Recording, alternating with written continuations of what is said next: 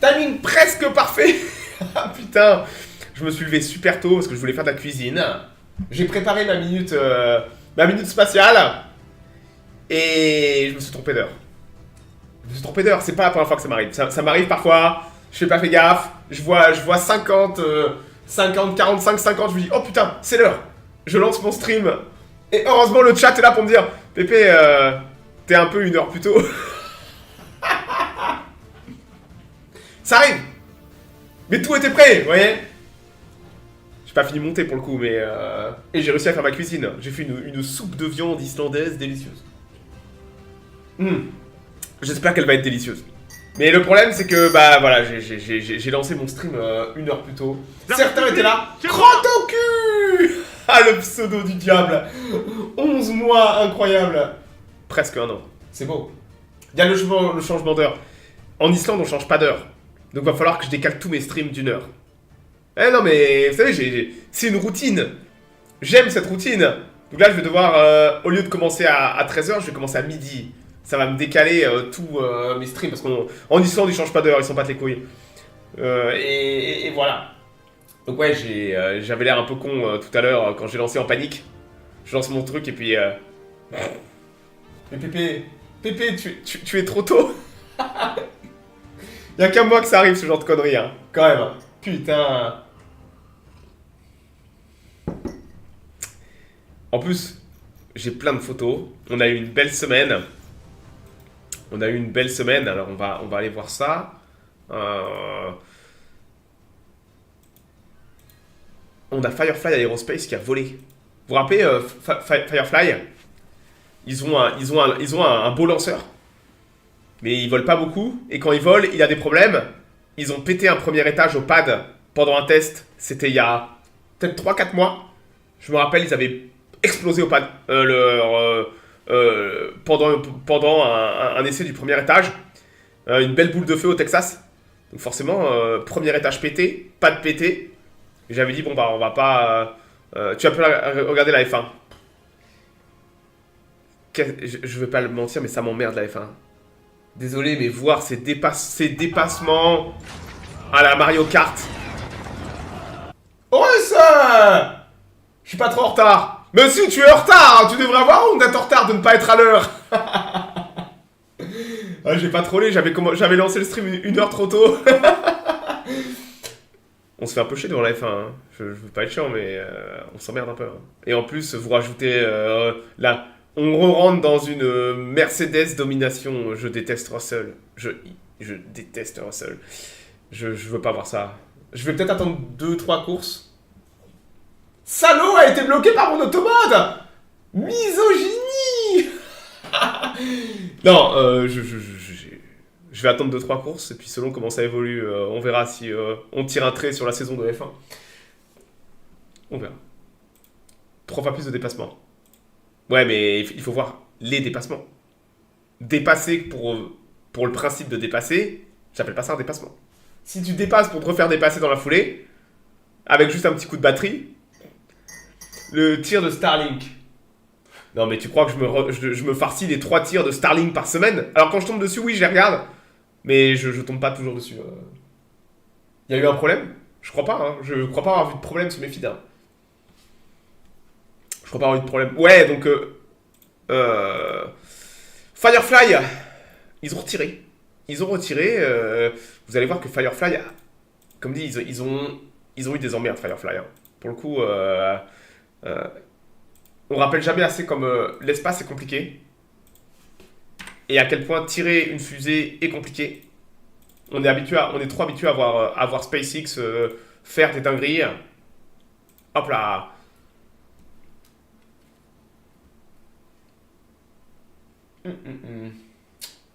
Je crois qu'ils ont atteint les 10 000. Ils ont atteint les 10 000 satellites en orbite. Starlink. Les 10 000 satellites opérationnels. Où ils ont tiré 10 000 satellites, je crois. C'est pour vous dire, on est dans des ordres d'échelle. Ça défie l'imagination. Hein. Voilà. Tu chopes un champignon, batterie et dépassement, c'est ça. C'est une horreur. Donc Firefly était de retour au pad. Comme je dis, Firefly, ils ont eu des problèmes. Ils ont eu la fusée, c'est la Firefly Alpha. Voilà la liste. Et c'est vrai que réussir à avoir de la régularité, c'est tellement important. Le problème, c'est que vous tirez, ça fonctionne, et après vous échouez. Et vous dites, mais on a fait la même chose, quoi. Voilà, c'est le système de déluge, absolument. C'est le système de déluge. Vous ne tirez pas sans un système de déluge. SpaceX a essayé de tirer sans système de déluge, ils ont pulvérisé leur pad avec Starship. Ils n'ont pas recommencé depuis. Écoutez, on fait des erreurs, on apprend. Et là, c'est en effet le système de déluge. Donc vous balancez de l'eau pour casser les ondes du moteur et compagnie. Et c'est vrai que, regardez, la Firefly Alpha, c'était le 7e vol. Elle n'a pas eu que des succès, elle a eu des succès, elle a aussi échoué. Et ils ont désespérément besoin de succès. Il faut du succès, il faut de la régularité. Là, ils avaient une charge utile qui était juste du test. Et ils cherchent encore cette régularité. Rigolez pas, bientôt on aura les compagnies européennes, les compagnies françaises, un jour qui vont tirer. Et vous verrez que il y a plus de chances qu'ils échouent que l'inverse. C'est normal d'échouer. Et ouais, ça c'était il y a même pas 4-5 jours, je crois. 7, 6. Vous moquez pas des caméras. 4, Tout le monde n'est pas SpaceX pour gérer les caméras, d'accord? 2, 1. Ignition and liftoff. Oh là. Allez, la panique à la régie. Transition to ascent operations, PRC MLP Belle caméra. 1455. Operators transition to ground channel for pad safing. Pire que Ariane, ouais. Sauf que eux, c'est une petite compagnie avec pas beaucoup d'argent, tu vois. Alors qu'Ariane, il y a des milliards. Donc ouais, ils ont eu des problèmes de caméra, mais c'est normal, d'accord? Les problèmes, c'est normal. On est trop habitué à SpaceX qui fait une com de malade et on oublie que c'est extrêmement dur de filmer une caméra, de filmer une caméra, de filmer une fusée à 1000 km/h.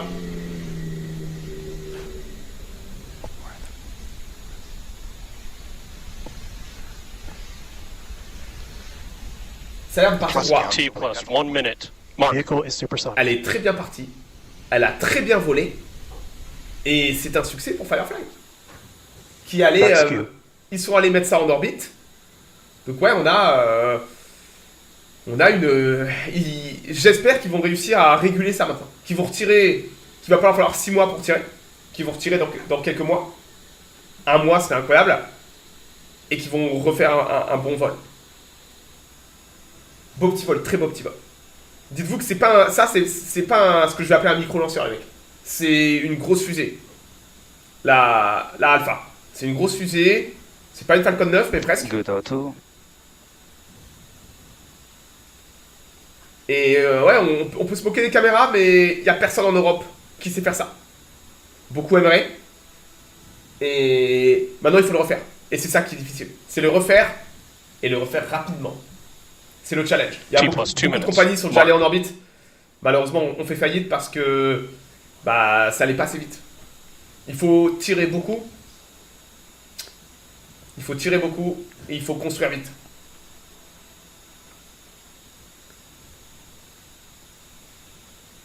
C'est quoi la concurrence de Starship? You can see the rocket continuing downrange there. Now's the time to be looking out to the west. Il n'y a pas de concurrence pour Starship. Il n'y a même pas de marché pour Starship. Le marché va se créer de lui-même. Je crois qu'il y a une compagnie là qui SpaceX a récupéré un contrat pour Starship. Cette semaine, c'est officiel. Donc ils vont créer le marché. Note bien. Ils vont créer le marché. C'est ce que font les gens visionnaires. Ils créent le marché. Ils vont créer le marché avec Starship. Il y aura des clients. Il y aura beaucoup de clients. Mais ils ne le savent pas encore. Mais ils vont être clients. Très belle séparation d'étages. Et vous savez quoi, on n'aura pas des meilleures vues, mais ils sont allés en orbite. Ils ont fait un très beau vol. Et c'est bien pour eux. Il faut... comme je dis, ils avaient pulvérisé leur premier étage au pad. C'est jamais facile de de perdre un premier étage de test. On a vu Rocket Lab exploser un de ses réservoirs à neutrons. C'est limite un an de retard. Bam! Un an de retard dans la gueule. Et ouais, bah là, ils ont bien rebondi. Et on espère les revoir voler dans quelques mois. Voilà. Ils te prennent pour un fou. Ouais! Et en plus récupérable. On estime le coût d'un Starship, peut-être d'ici 3-4 ans, moins d'ici 3 ans, à peut-être 80 millions, 90 millions. Ça, c'est moins cher qu'une Ariane 6, les mecs. Donc ouais, vous allez avoir SpaceX qui va... Les gens ne sont pas prêts dans le monde de l'aérospatial. Les gens le savent, mais ils ne sont pas prêts. Mais ils le savent. C'est ce que j'avais dit quand Starship avait volé pour la première fois le vol 1. Il y avait beaucoup de gens qui s'étaient moqués. Oh, regardez, SpaceX a encore fait exploser une fusée. Mais le reste de l'industrie avait regardé ça avec effroi en se rendant compte que Starship vole. Beaucoup de gens pensaient que Starship pourrait pas voler parce qu'il était trop gros, trop énorme, trop puissant. Et les gens avaient vu avec effroi que Starship volait bien. Et là, ils se sont dit, merde, ils vont le faire marcher, c'est con.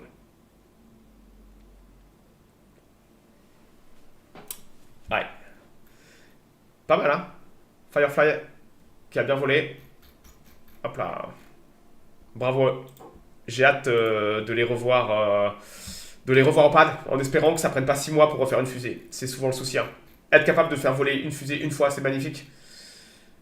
Être capable de faire voler tous les mois, toutes les semaines, c'est une autre échelle. Vous devez passer de faire de la production en série. Et ça, c'est difficile. Bah oui, il faut faire rentrer de l'argent, il faut des contrats. Donc il faut tirer. Il n'y a pas de secret. À propos de tirer, regardez. On sait que Blue Origin a de l'ambition, qu'ils sont proches de leur 3e vol avec la New Glenn. C'est les seuls avec SpaceX à avoir une fusée réutilisable. Et ça, c'est... on a Tory Bruno, l'ancien patron de ULA, qui est devenu une des huiles de Blue Origin. Putain. Le débauchage dans l'industrie, incroyable. Hein. Ils ont débauché Tory Bruno. Et on a aussi le patron David Limp, qui est très enclin à montrer sur Twitter ce qui se passe à Blue Origin. Donc ça fait plaisir. Et ça, c'est les 2e étages de New Glenn. On en a 1, 2, 3. On a 4 2e étages en phase d'assemblage. Donc, ouais. Ça bosse, les mecs. Ça bosse chez Blue Origin. Et c'est une très très bonne nouvelle, puisque, comme je dis, on attend le... voilà, magnifique. Allez, ça c'est 2e étage. Eux, ils les récupèrent pas. Ils récupèrent que les premiers étages. Mais bah, tout ça, ça s'assemble. Hein. Matez un peu moi les usines. Vous pouvez manger par terre. C'est plus propre dans l'usine que dans mon appart. Hein. Là, je vois mon appart, il y a de la poussière et tout. Vous pouvez manger par terre, quoi. Matez la taille des mecs, on a du mal à apprécier le gigantisme. Le gigantisme des engins. C'est super. C'est super. Donc ouais, normalement ils devaient voler début mars, mais ils sont en retard. Mais c'est normal d'être en retard dans l'industrie, tout le monde est toujours en retard. On espère voir une New Glenn en mars. C'est même pas sûr, hein, peut-être début avril, hein, parce qu'on n'a pas encore vu le premier étage aller faire son feu statique. Donc c'est le premier étage qui a volé vol 2. Ils l'ont récupéré. On va le revoir vol 3. Donc ouais, s'ils arrivent à faire un beau vol avec un booster qui a déjà volé, ce sera un gigantesque pas en avant pour la réutilisation. Et surtout, bah, ils vont pouvoir commencer à tirer plus. Ah ouais, plus vous avez de fusées, plus vous pouvez tirer. Et ça, c'était leur 2e étage en prévision du vol 3 qui a fait son feu statique. Très amusant de voir SpaceX. SpaceX ne fait pas de feu statique de ses 2e étages, mais Blue Origin, oui. Donc voilà donc c'est les mêmes moteurs, c'est des BE3. C'est les mêmes moteurs que sur la New Shepard, dont ils ont tout arrêté les vols parce que ça consommait trop de ressources.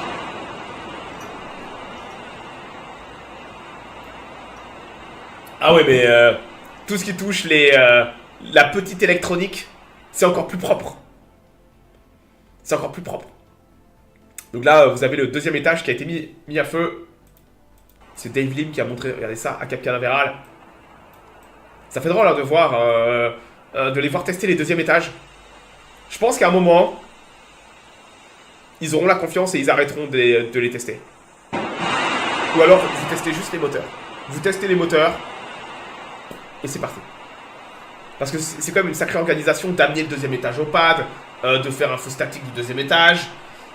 Encore le premier étage, je peux comprendre le deuxième. C'est très curieux. C'est pas commun dans l'industrie de tester le deuxième étage. Vous avez testé les moteurs, mais vous testez pas le deuxième étage. Je vous cache pas que je trouve ça très curieux. Ça demande du temps, de la log, des ressources, et tout ça c'est de l'argent.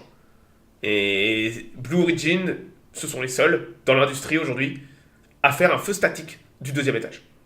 Vraiment, le deuxième étage entier, c'est très curieux. Mais, vous savez, il vaut mieux, si vous pouvez vous le permettre, il vaut mieux faire trop de tests que pas assez. Mais la contrepartie, c'est que ça demande du temps, de la logistique, de l'argent, et que peut-être, avec le temps, ils arrêteront. Quand ils auront vraiment la confiance, ils arrêteront peut-être. Mais, ouais, voilà.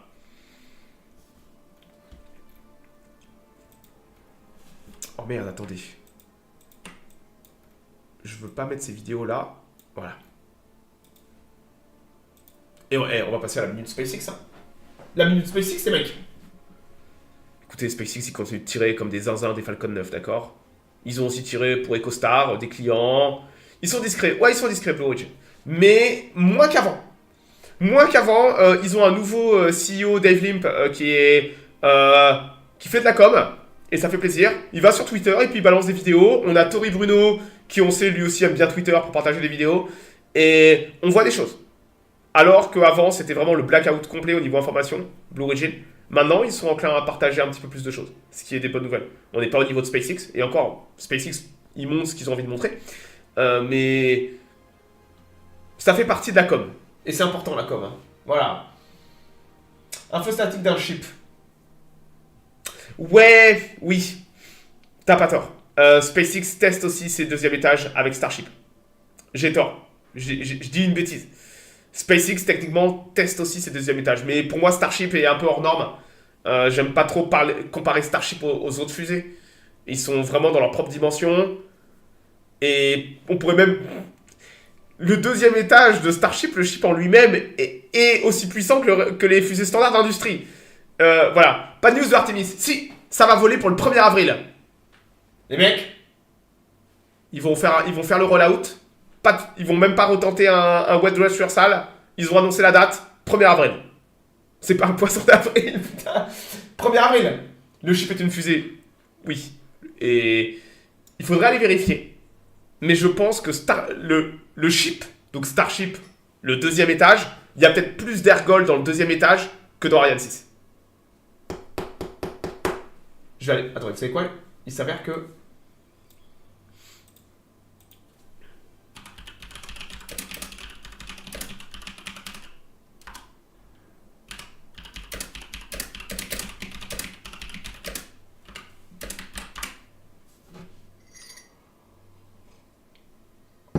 Ok, pas à ce point. Pas à ce point. Dans Ariane 6, vous avez entre 800 et 900 tonnes d'ergol. Et il me semble que Starship, le deuxième étage, doit être à 500 tonnes d'ergol. Vous savez combien de tonnes d'ergol il y a dans le booster? Donc oui, Starship, il y a moins d'ergol que dans Ariane 6. Donc Starship au-dessus. Vous savez combien de tonnes d'ergol il y a dans 2000 tonnes? 4000. On y est presque. On doit être sur du... Attendez. Il s'avère que j'avais sorti mon infographie. Propre masse. 3400. 3200 tonnes d'ergol. Le ship. Oh non, je me suis trompé. Il y a plus de tonnes d'ergol. Il y a plus de tonnes d'ergol dans Starship. Au-dessus que Ariane 6. Le ship prend 1400 tonnes d'ergol. Starship, le deuxième étage, est plus puissant. Il y a plus de tonnes d'ergol que Ariane 6. Ça fait comment pour voler? C'est l'objet le plus lourd qui ait jamais volé de l'histoire de l'humanité et de l'histoire de l'aérospatiale. Pratiquement le double. Peut-être pas, mais 1 x 5, ouais. C'est l'objet le plus lourd qui ait jamais volé. Ça fait 5000 tonnes à pleine charge. 5000 tonnes. Et ça vole bien. C'est dingue, hein. Voilà. C'est une sacrée dinguerie. C'est pour ça que j'aime pas comparer Starship à quoi que ce soit d'autre, d'accord? Parce que Starship est juste trop gros, trop énorme, et en plus, il y a l'idée de le récupérer, pas juste de le tirer. Donc à propos de Starship, le vol 12, les mecs. Le vol 12 qui arrive, on regarde ça avec impatience, mais il y avait énormément de choses à tester. On sait que S-39 est retourné au hangar pour recevoir ses moteurs. Et la semaine dernière, je vous avais dit, c'est bon, on a le roll-out avec tous les moteurs. La photo qu'on avait vue était une vieille photo. C'était pas la bonne photo, malheureusement. Néanmoins, B-19 est sorti cette semaine, dimanche dernier. Et pour tester le pad. Vous voyez, on a un nouveau pad. Alors, le nouveau pad, il faut le tester, d'accord? Vous pouvez imaginer qu'un nouveau pad, l'infrastructure est folle. On parle de centaines de litres à la seconde pour charger l'engin. Vous voyez, c'est une énorme infrastructure, vous devez tester ça. Et c'est vrai que il faut utiliser un Starship, un booster, et puis tester le dispositif. Ils n'avaient pas pu le tester avant. Ben oui, vous pouvez... c'est prêt, mais est-ce que ça fonctionne?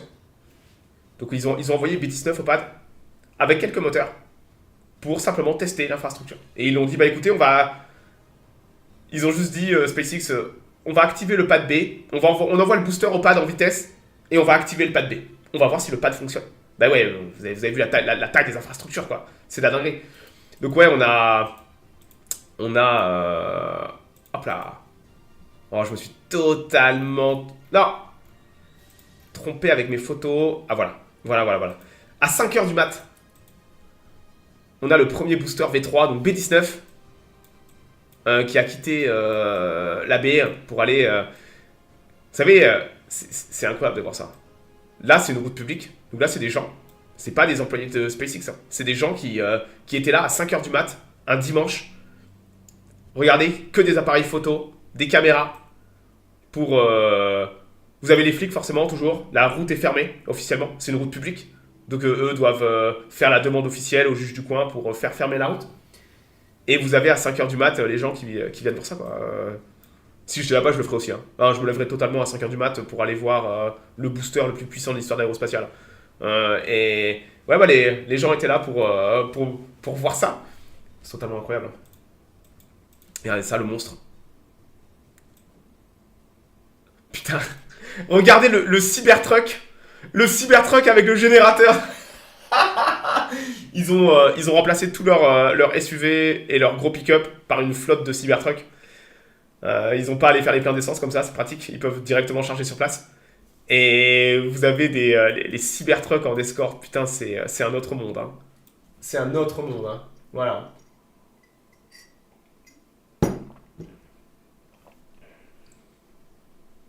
Et il est absolument énorme, classique.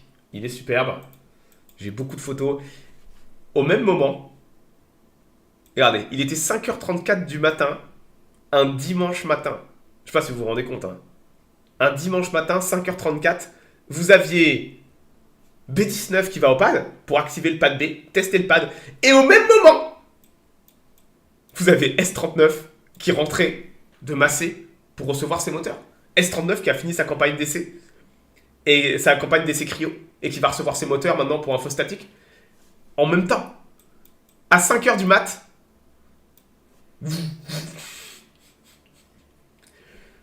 SpaceX ne dort jamais. Hein. À 5h du matin. Donc les mecs ont... ils font ça à 5h du mat, ça veut dire qu'ils étaient là toute la nuit. D'accord? Ils étaient là toute la nuit. Et c'est, comme je dis souvent, hein, c'est des mecs qui bossent H24. Il n'y a pas de jour de repos. 7 jours sur 7, 24 heures sur 24. Ça bosse. Vous avez des équipes de jour, des équipes de nuit. Et là, on voit les résultats le dimanche matin à 5h30 du mat. Les mecs, ils taffent, quoi. Retour de S-39 en même temps. Et B-19 qui va pas. Ça, c'est les photos de SpaceX. On voit bien la Giga B en construction derrière. Le booster. Quelqu'un me demandait, mais Pépé, ça doit être une ville maintenant. Starbase est une ville, officiellement. Ils ont demandé l'autorisation officielle. Ça se fait aux États-Unis, vous pouvez créer une ville. Et SpaceX a créé une ville, Starbase. Donc c'est une ville au Texas avec un maire. Ils ont maintenant un service de police, des pompiers. Voilà, c'est une ville, Starbase.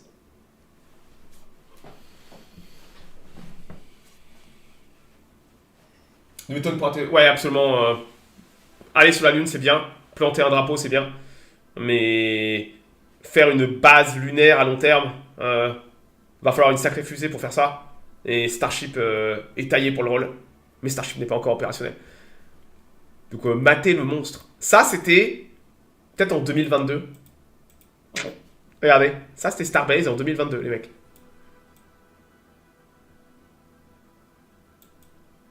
Voilà.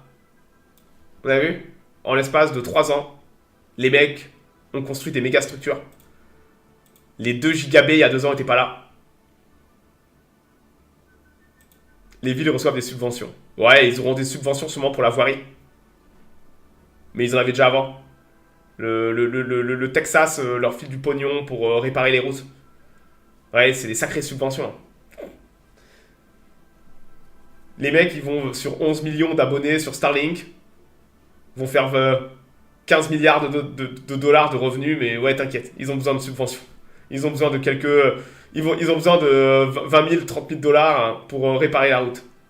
Et it's just good business. Donc ouais, une dinguerie, hein.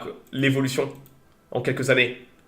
Et regardez la taille de la gigabit en construction derrière. La gigabit est totalement dingue. Donc ouais, très impressionnant de voir B-19 aller au pad. Vous le voyez, le mec? J'ai pris j'ai pris la photo. Donc c'est la première fois qu'on voyait ces chopsticks. Oh là. Hop. Vous voyez le mec? J'étais là, mais attends, c'est un mec. On a du mal à apprécier la taille, le gigantisme. Vous avez un mec là juste au niveau. Il devait sûrement contrôler... Le mec est à 75 mètres du sol, en train de chill, avec B-19. C'est beau, hein?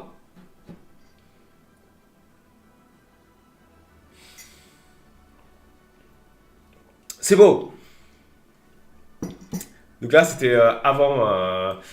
D'ailleurs, vous voyez les trois ailettes?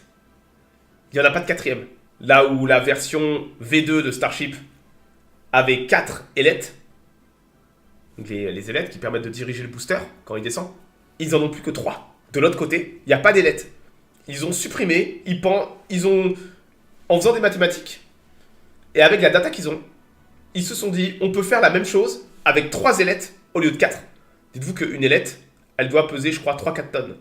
Ouais, ça pèse 3-4 tonnes, là, une ailette. Donc rien qu'en virant une ailette, ils ont gagné plusieurs tonnes de poids. Et rappelez-vous que faire une fusée, c'est une course contre le poids. Systématique. Donc là, ils ont viré une ailette direct. Voilà. De subventions publiques. Oh là là, mais arrêtez. Putain. SpaceX n'a jamais reçu de subvention. Contrat. Est-ce que tu te rends compte des conneries que tu racontes? De subventions publiques, putain, mais... Tu veux qu'on parle de subventions? On va parler d'Ariane 6. Ariane 6 qui a été subventionné à 100 millions par mois, 100 millions par an, sans aucune contrepartie. Ça, c'est des subventions. Quand tu donnes à une compagnie de l'argent, sans rien demander en retour. SpaceX, tout leur argent, c'est des contrats. Des contrats stricts, des contrats encadrés, avec des objectifs à remplir. Voilà. Quelle horreur. C'est des trolls, j'en peux plus. J'en peux plus des abrutis. C'est une horreur d'entendre ça. Les mecs qui connaissent pas leur sujet, qui viennent te parler de subventions. Non, SpaceX n'a pas eu de subvention. Ils ont eu des contrats et ils les ont remplis, les contrats. C'est ça qui est important. Ils arrivent à être rentables. Mais tu sais que Starlink, l'année prochaine, va générer plus d'argent que les revenus de la NASA. Tu ne te rends pas compte à quel point Starlink génère de l'argent. Et va générer de l'argent. Génère déjà de l'argent cette année. Et en fait, tu fais les maths. Prends 11 millions d'abonnés. Prends le prix d'un abonnement. Multiplie 11 millions par le nombre, par le prix. Mais comment c'est possible? Bah, ça s'appelle un business plan, mec. Comment les opérateurs de téléphonie sont... Comment ça, comment c'est possible? Comment tu crois qu'ils font les opérateurs? Ils te vendent un forfait et ils font de l'argent sur toi? Bah, Starlink, c'est pareil. Où est le problème de concept? Bah, je sais pas. Bah, si, tu sais. SpaceX fait simplement de l'argent avec ses abonnements et ses contrats. Il n'y a qu'à voir les compagnies aériennes, les compagnies maritimes qui équipent des centaines d'avions et de bateaux, les gens. Quand t'as presque... ils gagnent 20 000 abonnés par jour. D'accord? En moyenne, on est sur du 20 000 abonnés par jour. 20 000 abonnés par jour, mettons 50 €. Écoutez, on va faire les maths. Calculator. Hop là. 20 000 abonnés par jour. Disons que ces gens-là payent 50 € par mois. Ils paieraient plus, je pense. Ça fait 1 million d'euros par jour. Pas de bénéfice, de revenus, d'accord? 1 million par jour. Maintenant, prenons 11 millions d'abonnés. Et multiplions ça par 50.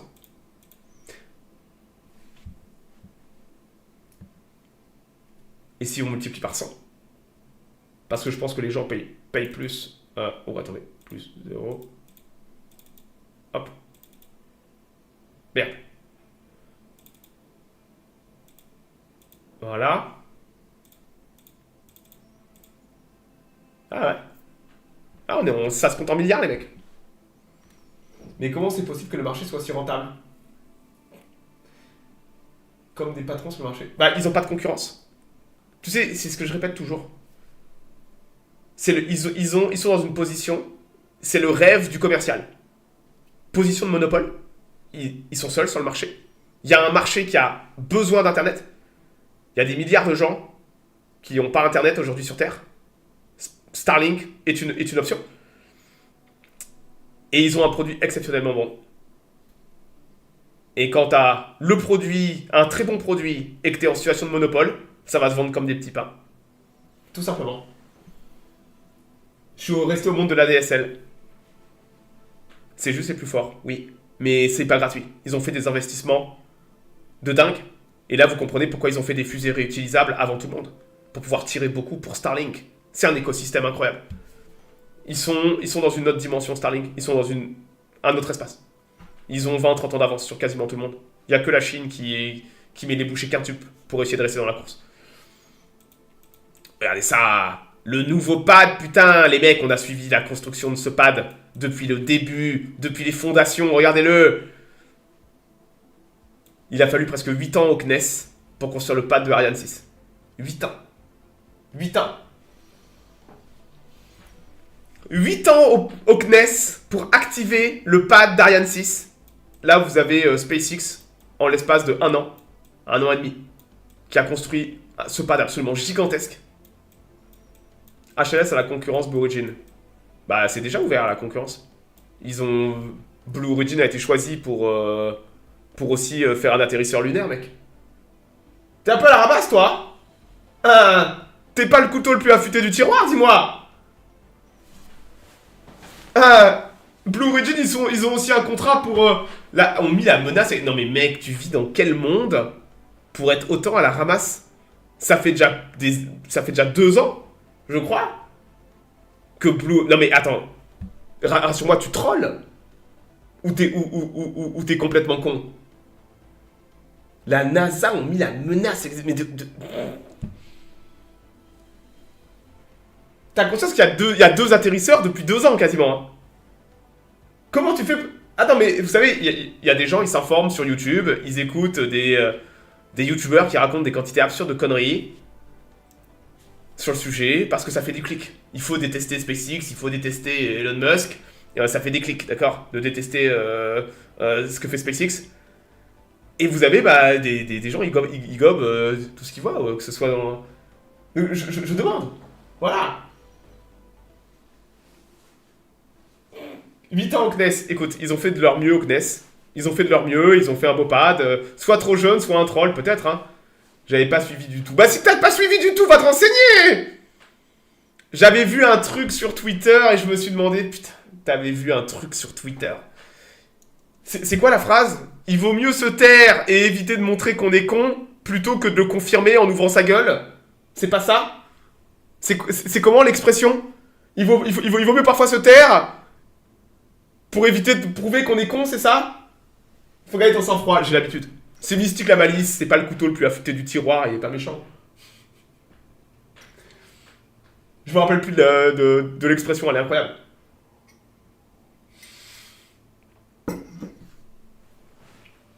Doublé origine par la NASA pour la... Ouais, c'est ça, 2023, ouais, c'est ça, ça fait 3 ans quasiment. Non, mais c'est un de mes habitués. Mais c'est Mystique la Malice tranquille, c'est un de mes habitués, c'est un de mes champions, là.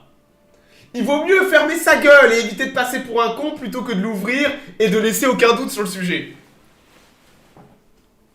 Mais ça n'empêche pas de poser des questions. Hein, au moins il pose des questions. Il est pas méchant. Voilà, pas méchant. Donc ouais, regardez-moi ça. Quelle n'a pas été notre surprise de voir qu'il n'y avait pas 33 moteurs. On était déçus, j'étais déçu. Vous avez vu les Raptor 3? Là, imaginez ça avec 33 moteurs. Aucun blindage, aucune protection. Que dalle. Ils ont viré tout. Et là, il y a 10 moteurs sur 33. Mais on a déjà un avant-goût de comment le booster va être. C'est des malades.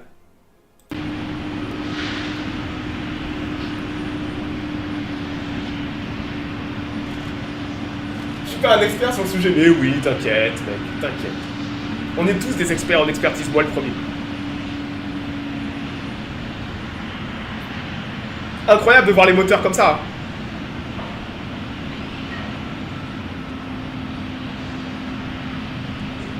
Magnifique les chopsticks. Donc c'est la première fois que les chopsticks du pad B étaient utilisés. Ils sont plus courts les chopsticks.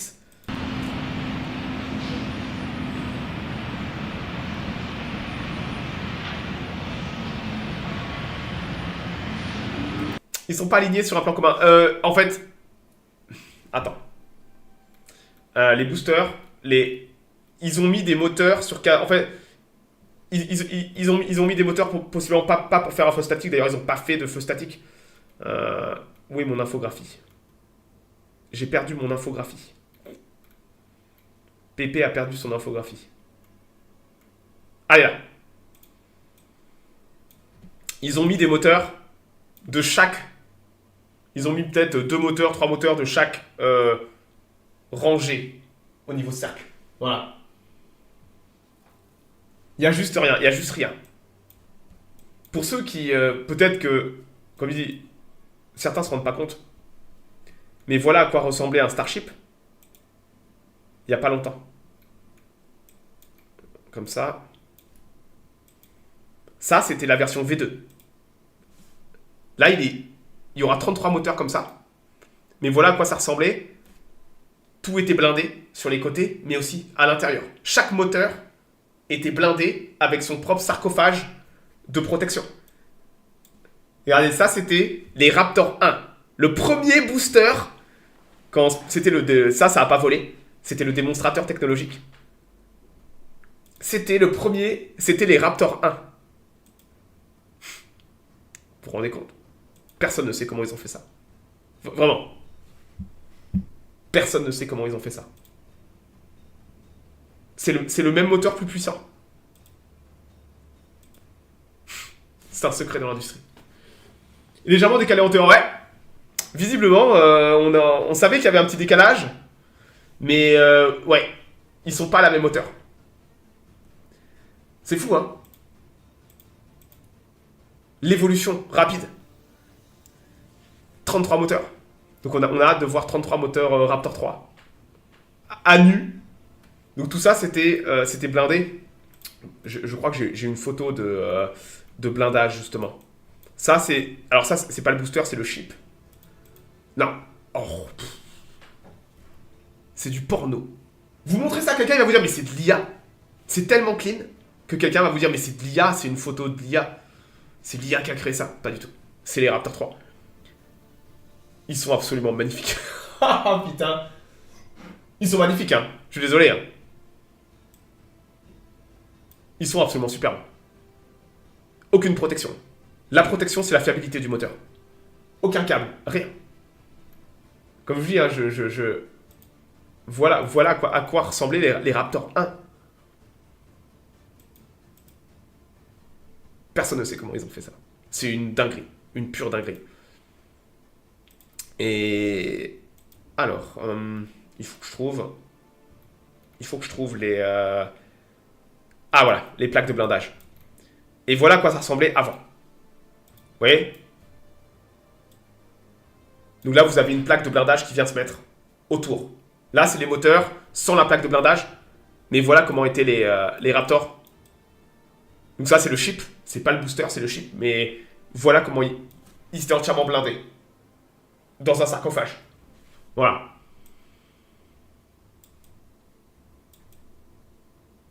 Et je crois que j'en ai même encore une autre.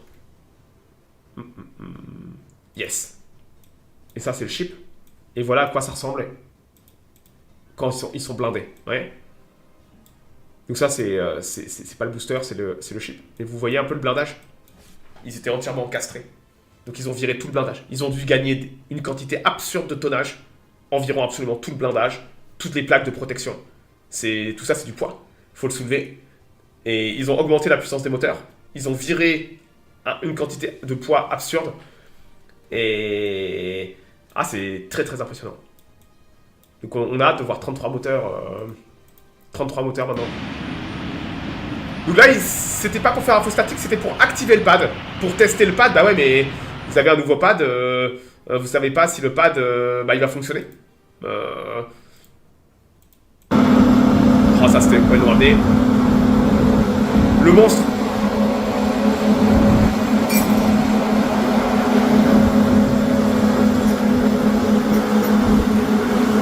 Magnifique. À 5h du matin.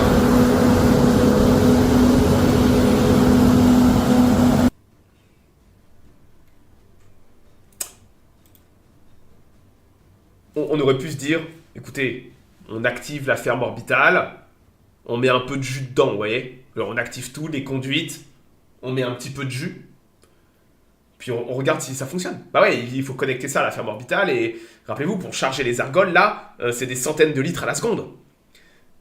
Nouveau pad, on aurait pu la faire à la sauce du CNES, vous voyez. On teste un petit peu, on regarde. C'est pas le genre de la maison. SpaceX, ils se sont dit, on va directement tester en conditions réelles. À 100%. Ou alors à 99%, vous voyez. Quelle n'a pas été notre surprise de voir la ferme orbitale commencer à faire des dingueries qu'on n'avait jamais vues avant. Parce qu'on sait que ça doit charger encore plus vite qu'avant. Déjà avant ça, ils arrivaient à charger en 40 minutes. On sait que maintenant, ils peuvent, sur le papier, charger en 30 minutes.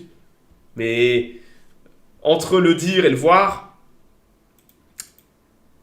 ils ont chargé le booster pleine balle. Donc là, vous avez tout en bas, c'est le réservoir d'oxygène liquide, chargé à fond. Dessus, vous avez un petit peu de méthane. Et ils ont chargé le booster en 25 minutes. Du jamais vu avant. Vraiment, on a vu ça en live, on était comme ça, mais attendez. Ils sont en train de le charger à pleine balle. On a même cru qu'ils allaient faire un feu statique. Parce qu'ils ont allumé le système de déluge. Ils ont fait une simulation de tir du premier coup. Aucune erreur. Aucun problème de valve. Ils ont chargé le booster du premier coup. Je sais pas comment ils ont fait ça. Pour un nouveau système. Vous comprenez, c'est un système d'une complexité incroyable. Le pad, mais le booster aussi. Tout est nouveau, tout est neuf. Du premier coup. Très bon design. Du premier coup, tout a fonctionné. Et ils ont chargé B19 à ras la gueule en l'espace de 30 minutes. Il s'est chargé plus vite que l'ancien pad. Et tout a bien fonctionné. Ils ont recommencé le lendemain. Et bah, on aurait aimé voir un feu statique, mais on n'a pas eu de feu statique malheureusement. Comme je dis, je pense qu'ils voulaient activer le pad, voir si tout fonctionnait bien. Et il semblerait que tout fonctionne bien. Ils n'ont pas communiqué. Ça serait bien qu'ils communiquent. On veut avoir des news, est-ce que tout s'est bien passé? Mais il semblerait que oui. Et on a quelques très très belles photos, hein, comme toujours. Hein. Le nouveau pad est incroyable. Hop là. Il y a Sherman Commander qui sort ce jour, je sais même pas ce que c'est. Matez-moi un petit peu l'engin avec son nouveau pad. Donc ça, c'est des plaques de métal. Hein. On voit pas, mais c'est du béton avec des plaques de métal. Il n'y a pas de béton au contact du merdier. Ils se sont rendus compte qu'il fallait surtout pas que le béton soit au contact de Starship. Parce que Starship a une mauvaise habitude de pulvériser totalement le béton. Donc c'est du métal refroidi et compagnie. C'est un gigantesque bunker blocos, le machin. Oh, les photos sont avec l'autre pad derrière. Regardez, le pad A. Ah, on vit une époque incroyable. Hein. Je le répéterai jamais assez. Hein. Matez-moi un peu le monstre. On a du mal à apprécier les tailles. Hein. Les bons vieux moteurs V3, ouais. Ah, c'est comme, vous savez, c'est comme un mec qui s'est battu qui a plus de dents. Ouais. ça me fait penser un petit peu à ça, vous voyez. Ça me fait un peu penser à ça, mais j'ai hâte de voir 33 moteurs Raptor comme ça. 33 V3. Sans aucune protection. À nu, le booster va être à nu en fait. Il va être squelettique le booster. Mais le meilleur moyen de protéger le booster, c'est d'être super fiable. Donc ouais, ça... On va avoir peur. Hein. Le premier vol, on va avoir très très peur. Ah, il est magnifique. Hein.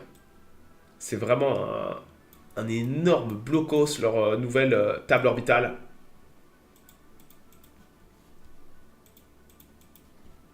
Donc ouais, du premier coup, ils ont chargé... comme dit, on s'attendait pas à ce qu'ils soient aussi agressifs dans leur campagne d'essai. Mais ils se sont dit, le meilleur moyen de tester, c'est de faire comme si on était en réel. Allez, ouvrez-moi tout. Ouvrez-moi toutes les valves. Et... ouais. Il y a déjà des mecs qui ont fait les maths. Ils chargent quasiment 10 minutes plus rapidement que le pad précédent. Donc là, ils ont 2 bras connecteurs. Là où avant, il y avait un bras connecteur. Il y avait un seul bras qui amenait méthane liquide, oxygène liquide. Maintenant, on a 2 bras. On a 2 bras. Un bras pour le méthane, un bras pour l'oxygène. Donc ça va pas 2 fois plus vite. Mais on pense même qu'ils peuvent peut-être aller plus vite. Peut-être qu'ils étaient pas à 100% de la vitesse. Ils testaient. Déjà, c'est des tarés d'être aussi agressifs dans leur campagne d'essai, mais c'est comme ça qu'ils fonctionnent. Mais ouais, il semblerait que ça se soit très bien passé. Parce qu'ils l'ont fait plusieurs fois. Ils l'ont fait 2 fois en 2 jours. Ils ont testé le système de déluge et tout ça. Yatsekon! Bien tenté, Yatsekon! Fallait me faire peur, l'animal. Bon week-end à toi aussi. Hein. Forcément, faut de l'ergol. Regardez ça, c'était le défilé de camions. Regardez le nombre de camions en train de... Bah ouais, mais il faut amener le méthane liquide, il faut amener l'oxygène liquide, il faut amener de l'azote.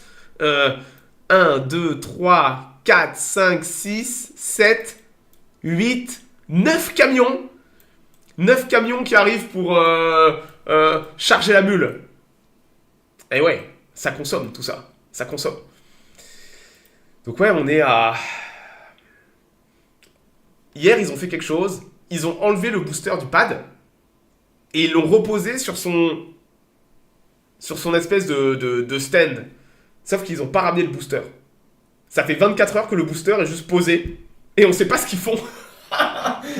C'est terrible avec SpaceX, c'est que des fois on comprend pas ce qui se passe, on ne sait pas ce qu'ils font. Il y a forcément une raison, ils sont trop efficaces et trop rapides, mais le booster est juste posé et on ne sait pas ce qu'ils font. Ils vont peut-être le remettre.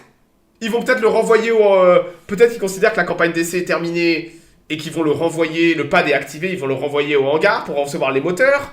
On ne sait pas ce qu'ils... Ils sont en train de le remettre en ce moment même. Mais non. Attends. Ils le remettent. Mais qu'est-ce qu'ils glandent, putain. On comprend pas ce qu'ils font. On ne sait pas ce que fait SpaceX. Ils l'ont enlevé pendant 24 heures. Ils ont peut-être fait des réparations. Ils ont peut-être... On ne sait pas ce qu'ils font. Attendez. Ah oui, ils sont en train de le remettre. Ah, écoutez, attendez. Hop. NASA Space Flight. Vous allez voir ça en temps réel, les mecs. Donc, ils l'avaient enlevé. Et ils sont en train de le remettre. Voilà. Un feu statique avec les moteurs. Mais très probablement, ils vont tenter sûrement un feu statique avec les V3. Juste avec quelques moteurs. Je pense qu'ils n'ont pas voulu mettre les 33 moteurs pour pas avoir de problème.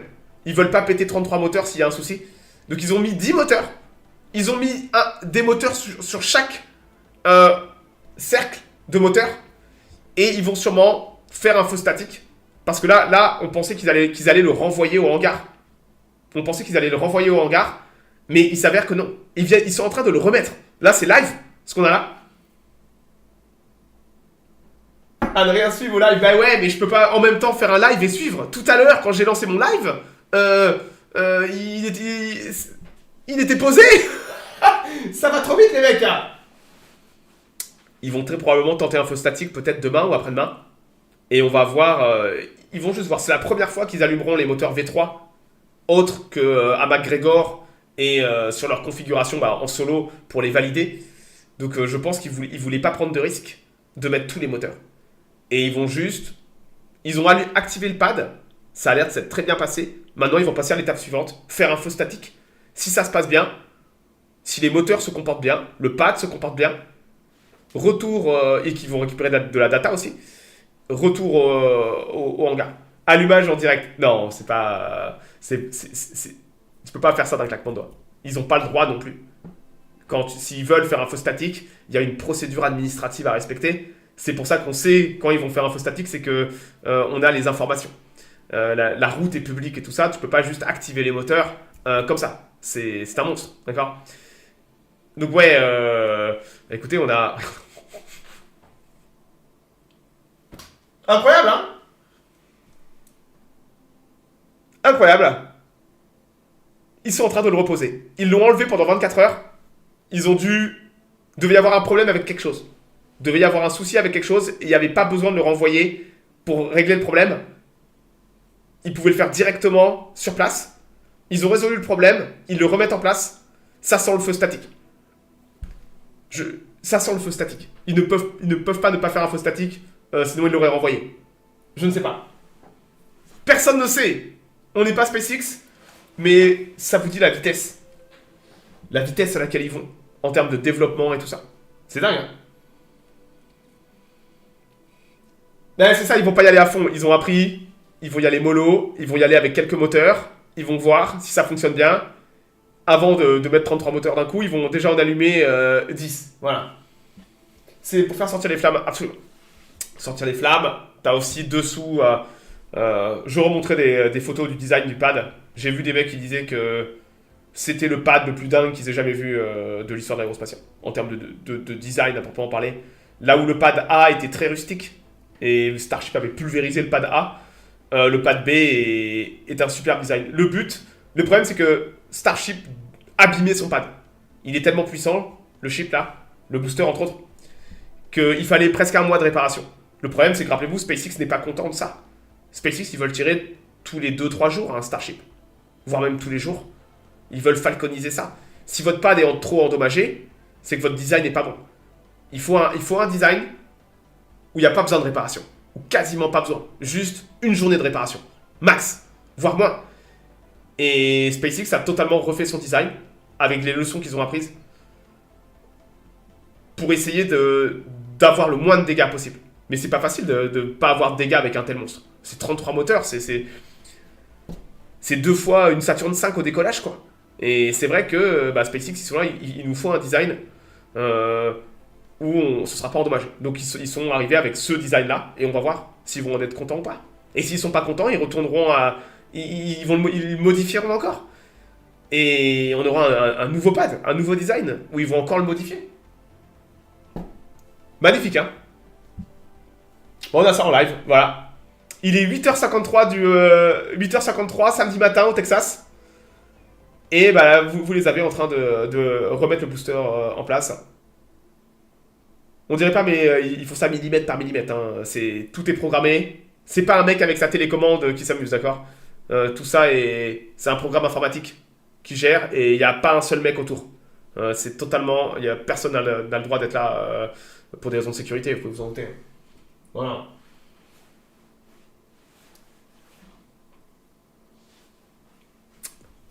Écoutez, on aura peut-être un feu statique cette semaine. Hein.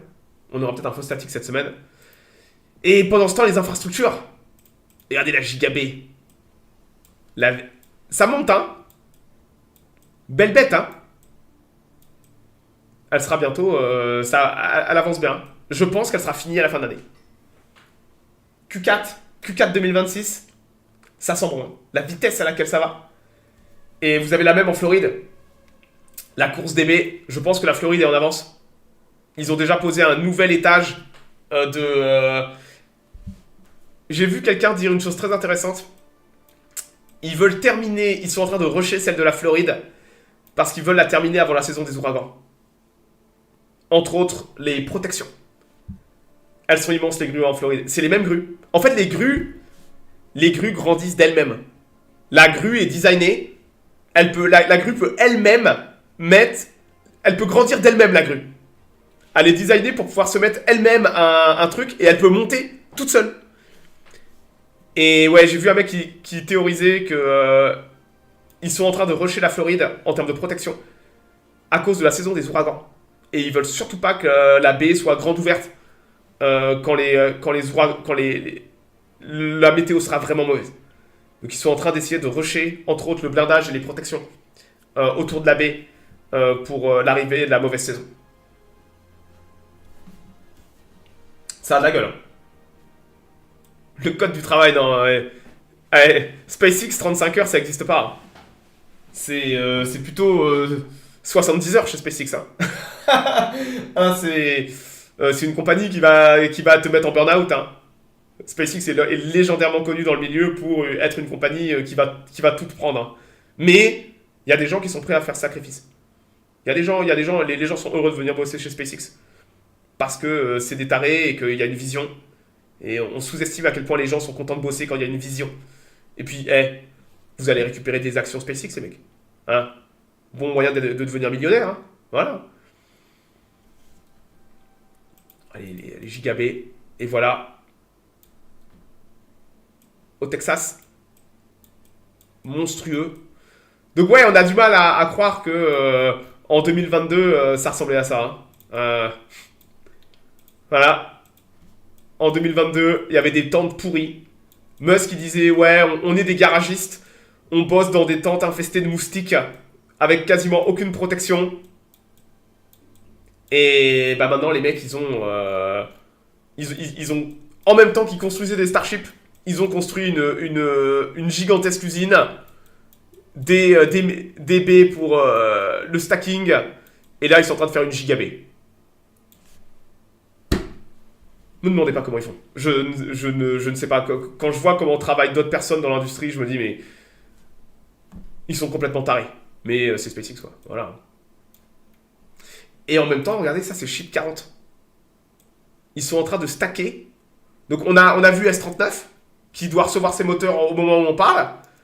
Mais il y a S-40, qui est aussi en train d'être stacké.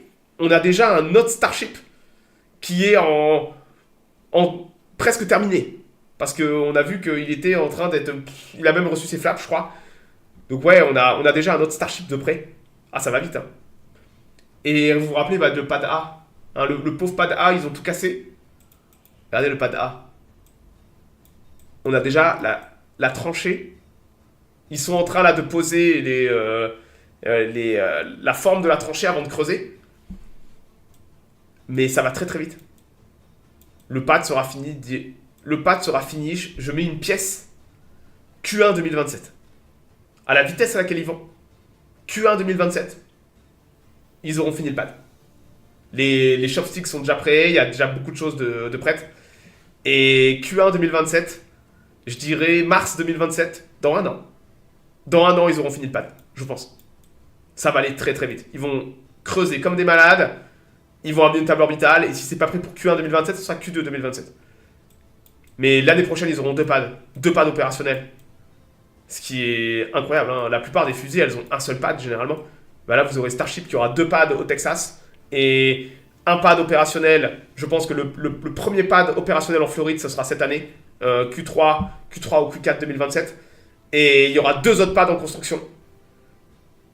Et je pense que va falloir, les 2 autres pads en Floride, va falloir partir de zéro, je dirais 2028. 2028, les pads en Floride. On aura 5 pads de Starship. Ils veulent tirer tous les jours. Notez ça. Ils veulent tirer S'ils voulaient juste tirer une fois par mois, il n'y aurait pas besoin de 5 pads. Un pad de chaque ferait l'affaire. Ils veulent tirer tous les jours. Ça a l'air dingue. Mais ils veulent tirer tous les jours. C'est leur objectif. On verra bien. On sera là. On va suivre tout ça en détail. On va suivre la construction en détail. On va suivre tout ça en détail. Mais on vit une époque, vraiment, vraiment folle. Donc là, le plan, c'est que peut-être la semaine prochaine, on aura un feu statique. On aura peut-être un petit feu statique la semaine prochaine. Ils vont tester les moteurs. On espère. Comme je dis, on sait jamais trop ce qu'ils vont faire. Et attendez, je vais juste voir. Oh, ils l'ont posé, ça y est. Oh là, ça va vite. Hein. Attendez. Windows. Hop là. Tous les 4-5 jours plutôt. Plus que ça. Ils veulent falconiser Starship. Ils veulent vraiment falconiser Starship. Et aujourd'hui, la Falcon 9, ils arrivent à faire décoller une Falcon 9 quasiment toutes les 24 heures, tous les 72 heures avec 2 pads. Quand les 3 pads sont actifs, ils peuvent voler tous les 24 heures. Imagine avec 5 pads. Moi, je les suspecte de vouloir tirer tous les jours. Au moins une fois tous les 48 heures. Un Starship. C'est totalement dingue, hein, je sais. Hein, c'est un autre monde, surtout que c'est une gigantesque fusée. Mais c'est ce que je les soupçonne d'avoir dans la tête pour 2029. 2028-2029. Tirer tous les 24 heures, 48 heures. Ça y ressemble en tout cas. Tout ce qu'ils font là est dans cette optique. Déjà, s'ils tirent une fois par semaine, ça serait incroyable. Mais je les soupçonne d'avoir plus d'ambition que ça. Surtout avec des telles infrastructures. Voilà. Écoutez, on verra bien la semaine prochaine. Hein, on espère avoir un feu statique. Et rappelez-vous, 1er avril, la SLS va faire son rollout dans quelques jours. Et peut-être vol de Artemis. Artemis 2, 1er avril. Hein. On sera là. Qu'importe l'heure. Ce sera peut-être un vol de nuit, je crois, le 1er avril. On espère que ça va décaler parce que je crois qu'ils ont une fenêtre de tir de jour début avril, justement. Si on pouvait voir la SLS de jour, ça serait génial. Voilà. Ils arrivent à stocker où tous les étages de l'attente d'assemblage parce que tu as plus de 10 fusées. T'as vu la taille monstrueuse des infrastructures? C'est une des raisons qui sont en train de construire la Giga B. C'est qu'il leur faut plus d'espace pour stocker, assembler. Et oublie pas qu'ils vont pas seulement construire et assembler, ils vont récupérer. Ils vont récupérer des boosters. Le premier étage et le deuxième étage ont vocation à être entièrement récupérés. Tout va revenir en pad. Donc il faudra non seulement construire des nouveaux, mais en plus entretenir et remettre en condition les anciens pour les refaire voler. On a déjà vu des boosters revolés de Starship avec succès. Et ouais, il va falloir de l'espace. C'est pour ça qu'ils construisent la Giga B, entre autres. La Giga B va être là pour permettre cette montée en puissance au niveau logistique, au niveau assemblage, logistique, entretien. Voilà. Le 4 avril, c'est la fenêtre de jour. On espère que ça va voler de jour. Hein. On espère que ça va voler de jour. Hein. Bon, écoutez, je m'arrête là.